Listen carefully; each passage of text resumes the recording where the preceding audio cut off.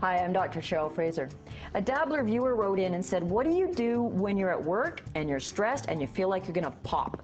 It's a really important question because we all know, unfortunately, we've created this 20th century lifestyle that is very busy, very, very overbooked. So generally, at work, we're rushing from work home, we're rushing to do our banking at midnight on the internet. People's level of stress is far, far higher than it's been historically at any other time.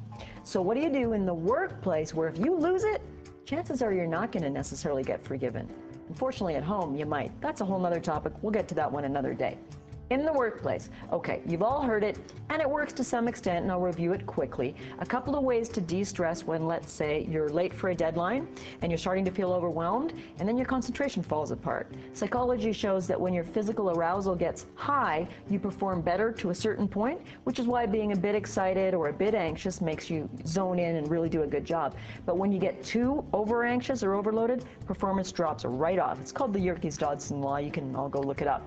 You probably covered it in first-year psychology. Point is, when you're at a peak level of performance, you got a bit of an edge. You get a bit too edgy, your performance crashes. What do you do to pull yourself back from being overstimulated to a point where you're on your game?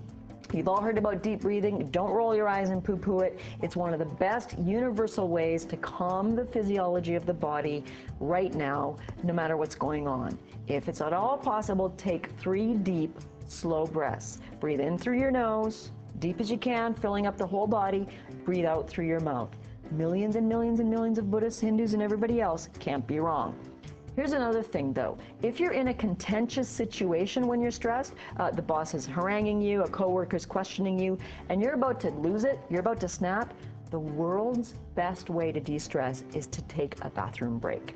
There's no boss alive who's going to refuse to let you go take a pee, frankly. So if you're in a meeting and it's getting really tight, you can go, excuse me, I just need to slip out to the washroom.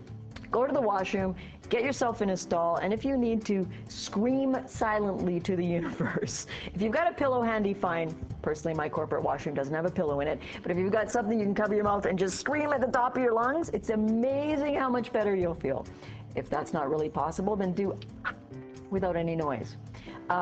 Take a couple of breaths in the bathroom, splash some water on your face, wipe it off, and go back in relatively composed. Because it's career suicide to lose it under pressure where people can see.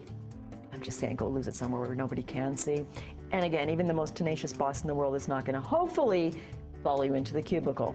Side note, if your boss follows you into the toilet cubicle because they're so high stress, it's time for a new job. So you can deep breathe, you can escape, and the other thing you can do, I don't like to recommend it, but on occasion, maybe go into work on a weekend, get caught up, get rid of the detritus of what you need to get off your desk so that you aren't so overwhelmed come Monday morning. Again, that should be a very occasional thing you do just to dig yourself out of a hole. If that's happening all the time, you got to take a serious look at lifestyle balance and potentially start bringing out the want ads. Give it a shot. Let me know how it goes.